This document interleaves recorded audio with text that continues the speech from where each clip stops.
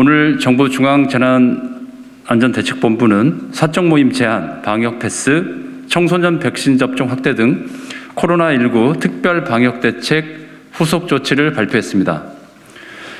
하루 신규 확진자가 5,000명, 그리고 위중증 환자도 700명 규모로 유행이 커지면서 의료 대응 체계도 심각한 위험 수위에 다다랐습니다.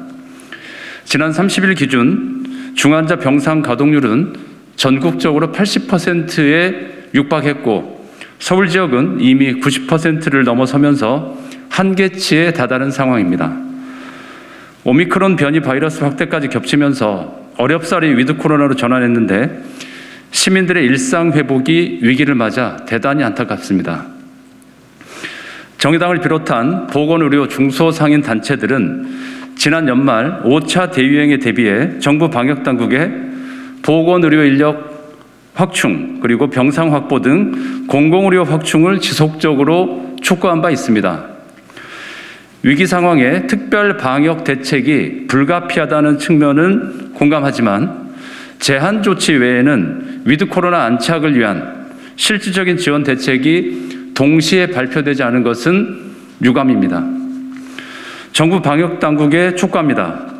재택 치료는 동거인, 가족 간 감염에 무방비로 노출될 수 있습니다.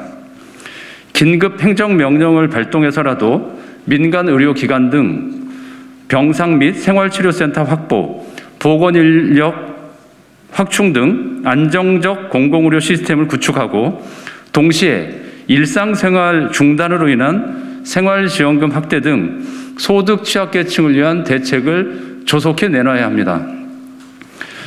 또한 이번 대책에는 포함되지 않았지만 자영업자 영업 제한 조치를 시행할 경우에 이전처럼 선제한, 후지연 방식이 아니라 영업 제한 그리고 손실보상 동시 대책을 내놔서 사후 지원에 따른 손실보상 기준 논란과 찔끔 보상이라는 논란이 다시 재발되지 않도록 정부의 공적 책임성을 높여야 합니다.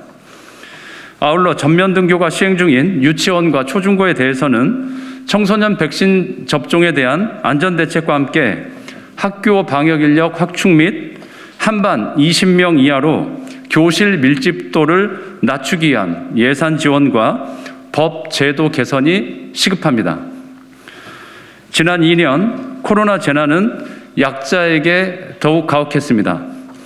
특수고용 노동자, 5인 미만 사업장 등 노동시민들에 대한 부당 노동행위 관리 감독을 비롯하여 고시원과 쪽방 거주자, 노숙인 등 주거 약자들이 백신 접종과 생활치료센터, 응급대응체계 등에서 배제되지 않도록 선제적인 대책을 마련해야 합니다.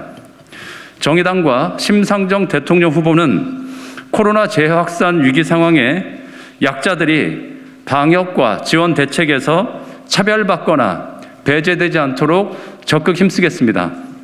시민들의 생명과 안전을 지키고 조속한 일상 회복의 시간으로 다시 돌아갈 수 있도록 최선을 다하겠습니다. 이상입니다.